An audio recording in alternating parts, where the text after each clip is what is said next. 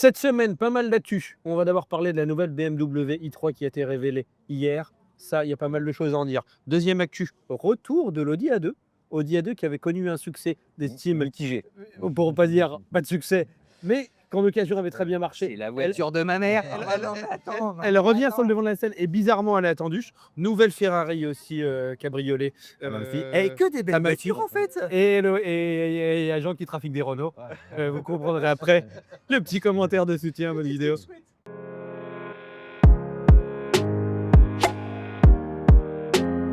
Actu principale de la semaine, messieurs.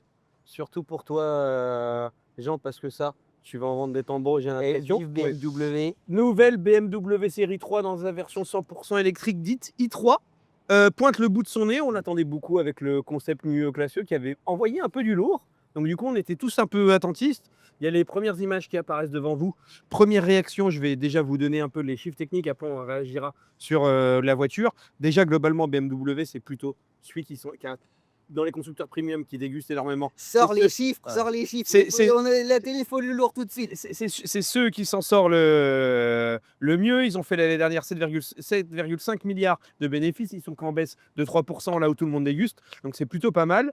Cette i3, elle est présentée en 50X Drive, 469 chevaux, autonomie 900 km. C'est pas encore homologué de WLTP. Mais à mon avis, s'ils en Non, parlent. mais 900, c'est gigantesque. C'est world record, non? On est pas loin de ce qu'on en série sur une voiture familiale comme ça. Ah oui, enfin, par rapport au marché, c'est 200 km de plus que tout le monde. Ça flingue le truc. Ouais. Enfin, tu t'arrêtes là. Architecture 800 volts, ça c'est assez classique parce qu'on avait un peu découvert déjà classique. avec l'X3. Recharge 400 kW, donc sur une bande 400 kW, ça veut dire que tu prendras en 10 minutes 400 km. Donc 400 km, ça veut dire 250 sur autoroute à 130, ce qui est plutôt très correct. Elle sera produite en Allemagne, elle sera lancée en août 2026 avec les premières livraisons à l'automne.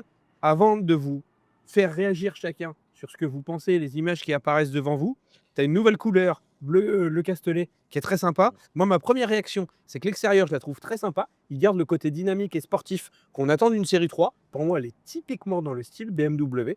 Je la trouve même plus réussie que quand la série 5 nouvelle, qui je trouve mi-figue, mi-raisin, est sortie. Je trouve qu'il y avait Attention à la série 5 de pas critiquer. Tu seras gentil quand même. Voilà. C'est quand même ma voiture. C'est quand même sa voiture. Les jantes sont magnifiques. Ouais. Je trouve qu'elle a un faux air de Giulia. Elle fait très alpha. Je trouve qu'elle fait très alpha, ouais, je suis d'accord avec toi. Mes paroles aux plus fans d'entre nous, tu vois. Raconte. Moi, je la trouve bien. Enfin, je trouve que BM c'était un peu perdu là, avec les énormes calandres, les gros naseaux. Enfin, moi, ma série 5, je la trouve pas mal, mais je la trouve moins belle que d'autres BM. Et là, je trouve qu'ils ont très bien interprété le double haricot de calandre. Ils reviennent à une certaine, je trouve, sobriété de design. Elle est moins, elle en met moins, enfin, elle est plus sobre, je trouve, dans son dessin. Elle semble plus compacte, ce que je trouve bien aussi, parce qu'on revient à des voitures peut-être un peu plus compactes. Et BM, c'est quand même avant tout l'agilité, le plaisir de conduite. Donc, c'est quoi la taille? 4,76 m fois 1,48 m, Ouais, 1,80 m, c'est compact que ça dépend de ce que tu peux permettre d'une télé. La taille d'une série 7 des années Mais, 80. mais tiens, visuellement, Ça fait 3,78 m. mais c'est comme le X3 hein, qui visuellement fait assez compact. L'intérieur, je suis d'accord qu'il peut être un peu déroutant en photo, mais quand tu montes dedans, en tout cas pour le X3, tout le monde est convaincu et l'affichage avec le bandeau d'infos sur le pare-brise, c'est vraiment très bien. Bah, moi qui suis, contrairement à vous, pas monté dedans dans le X3, moi ce qui me paraît bizarre, c'est qu'autant j'aime beaucoup l'écran central, autant il y a un petit bandeau maintenant t'as pas d'écran conducteur, bah, les deux parties face aux personnes assises, je les trouve un peu vides. Et toi qui viens de Tesla, je pense que ça te déroute moins que moi. Moi, je l'ai pas vu en vrai en même temps. Quand tu es dedans, c'est pas déroutant. Et après, Ah, t'as bien aimé aussi. techniquement, on dit toujours les Chinois, l'avance des Chinois. Techniquement, c'est génial. Techniquement, c'est ce qui se fait de mieux parce que tu as l'autonomie, la vitesse de recharge. Tu vas avoir en plus sans doute l'agrément de conduite de BM. Après, pour moi, le seul frein, en tout cas dans cette version en France, X-Drive 50, c'est une voiture qui est vendue essentiellement aux entreprises. C'est qu'a priori, d'après BM, il ne sera pas éco-scoré parce qu'elle a une très grosse batterie. Et la fois que la batterie est assemblée en Europe et que les cellules sont produites en Chine, ce qui fait que dans cette version, elle ne sera pas éco-scorée, ce qui peut être un frein par rapport à d'autres modèles.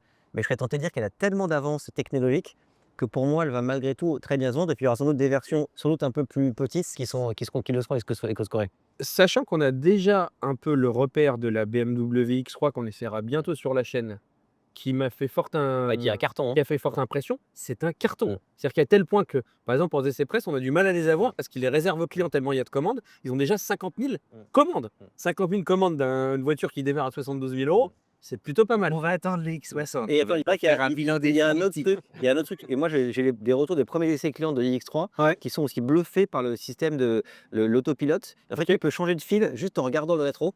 Et il paraît que c'est vraiment bluffant à l'usage. C'est pas du tout un gadget. Réaction sur l'i3, c'est probablement la BMW la plus attendue depuis que la série 3 existe en fait. Jusqu'à présent, BM, tu sais, c'est pas vous deux qui êtes fans, avait de temps en temps eu quelques fulgurances, quelques originalités, mais là, la Neo Classe E, parce que ça démarre avec justement une sorte de révolution stylistique, tout le monde se disait où est-ce qu'on va aller?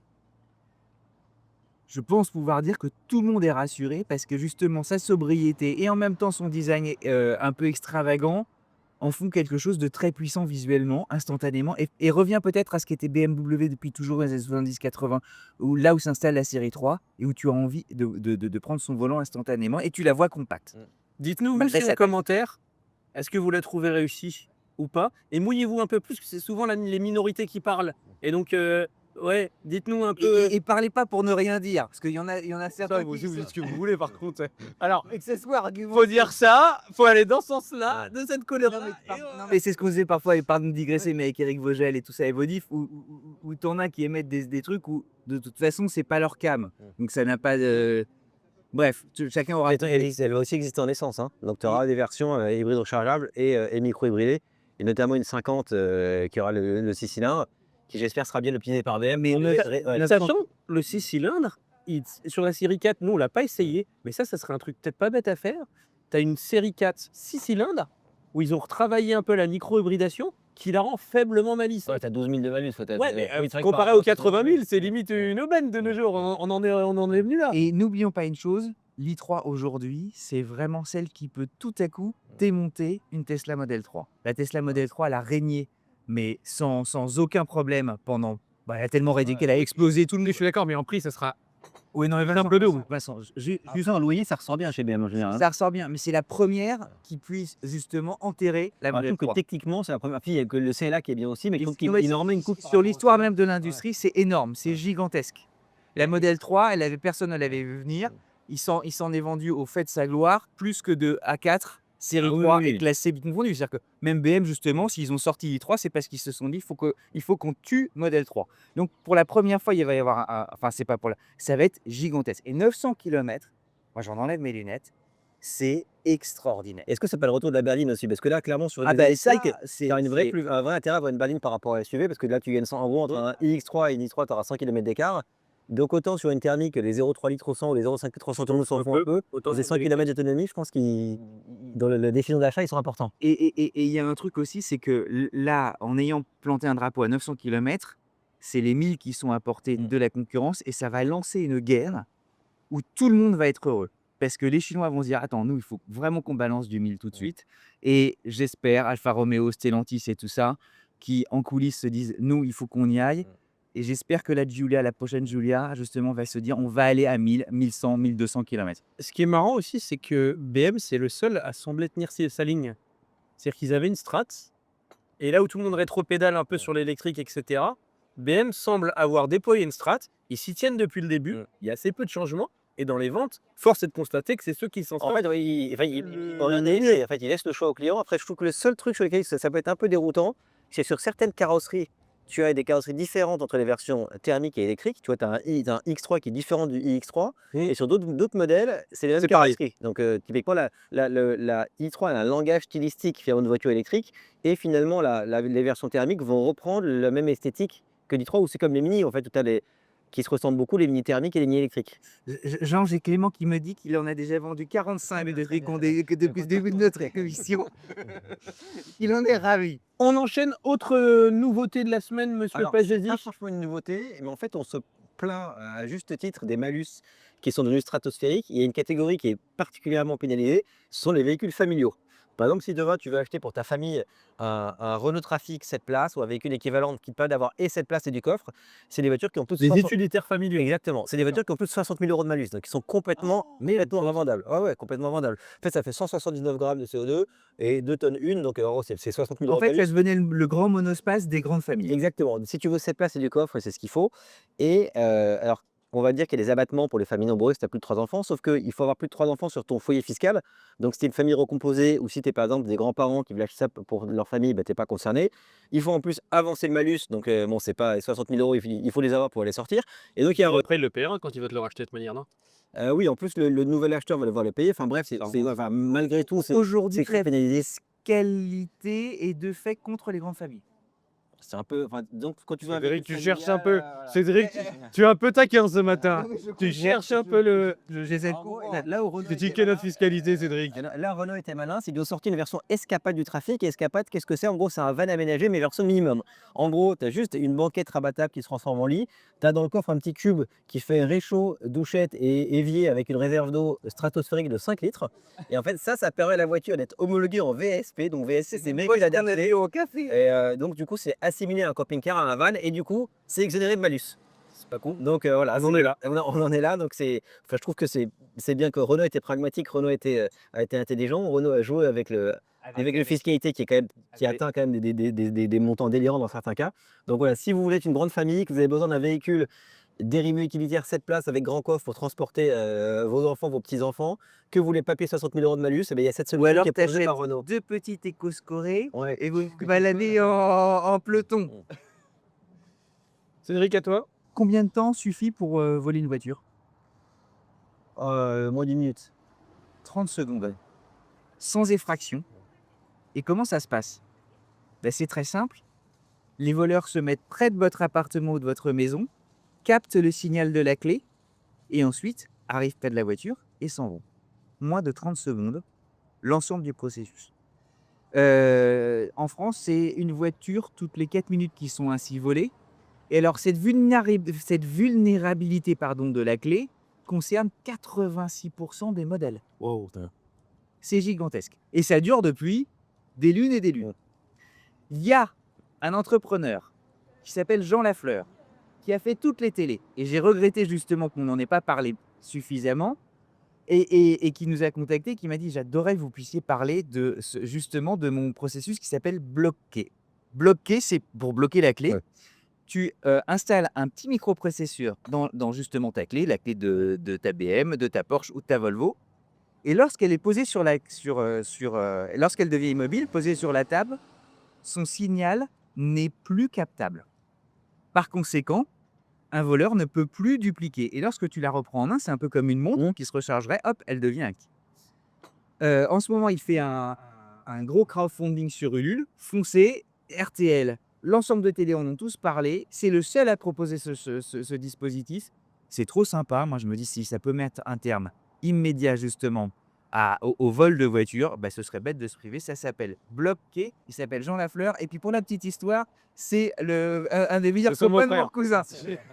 Mais il a été hyper malin parce qu'il m'a appelé et il m'a dit: au fait, Cédric, Escroc! je suis un super copain de Simon, donc j'embrasse, qui ça va te plaire. Et à New York, a longtemps travaillé dans la finance. Bref, voilà, Simon que j'ai pas vu depuis très longtemps. Bref, les Bloqués, Jean Lafleur, foncez, regardez. Voilà, pour ceux qui en ont marre de se faire voler sa voiture.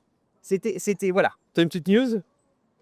Bah, c'était ma petite. Ah, désolé. Ok. Moi, j'ai une news en plus. Vas-y. Alors, ce qui est marrant, c'est qu'il y a certains modèles de voitures qui font des bids et qui, en fait, après leur commercialisation, sont appréciés.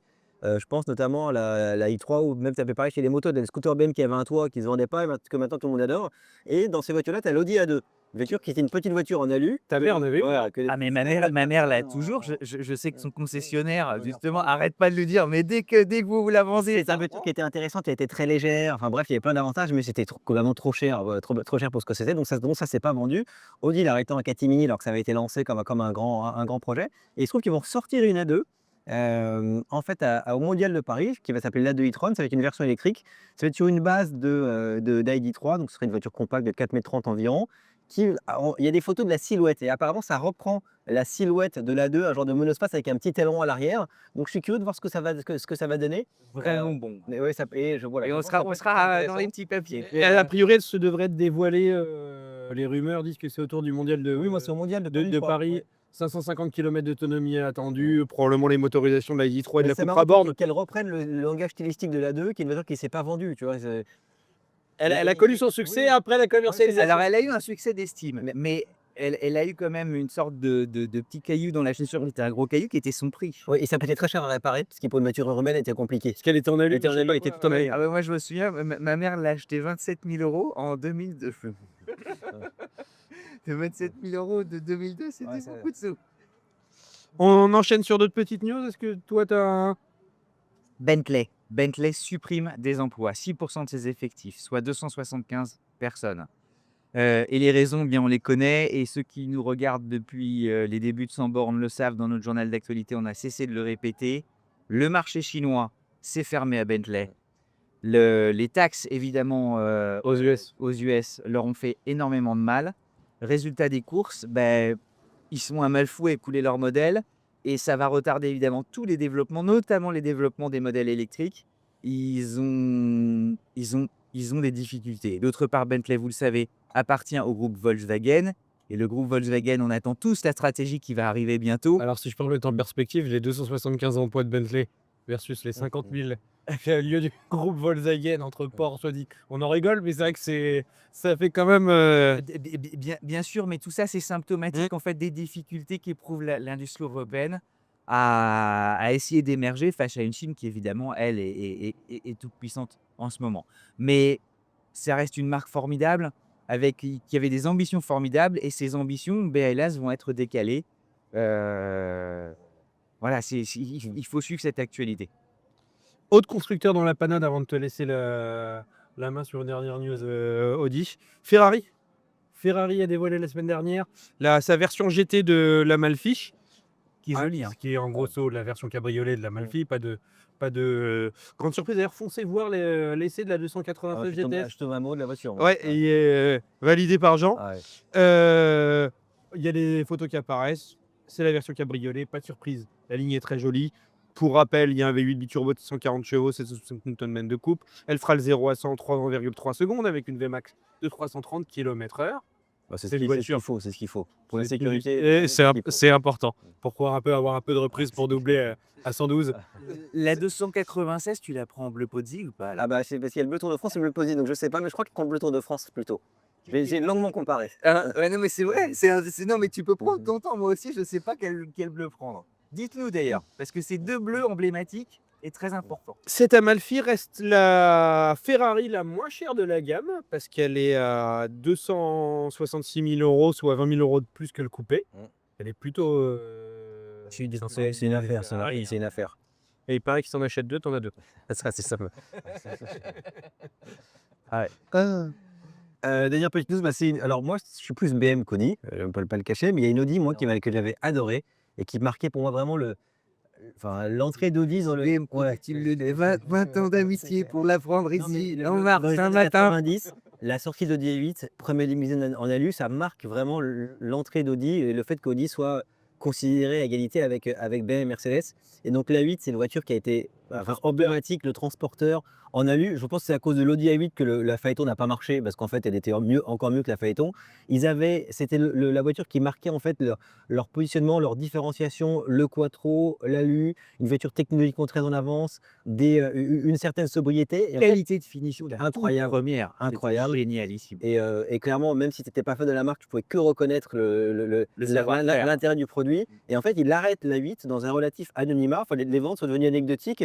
Et en fait, alors la classe S reste toujours au-dessus parce que c'est un tel. C'est la marque style à tout le monde. de référence. Mais tu vois que le BM a fait le choix pour sa série 7 de faire une voiture beaucoup moins européenne, plus grosse, un peu plus bling et qui finalement se vend bien.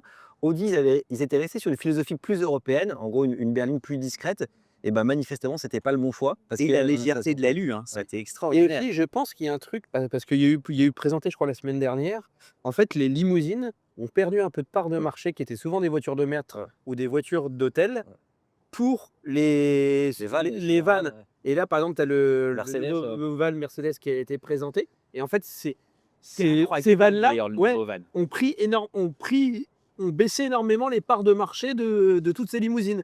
Seule la classe S semble un peu exister. Et de dire qu'à l'époque, tu vois, lorsque la première A8 est présentée, donc au milieu des années 90, c'est encore un marché qui, même en France, Oui, tu avais existait. des gens, tu avais des chefs d'entreprise qui roulaient en A8 ou en Ouais, Mercedes, les ça SUV va, n'existaient c'était pas, et puis c'était des tailles qui étaient presque à taille humaine. Elles faisaient 4,80 m, 4,90 m.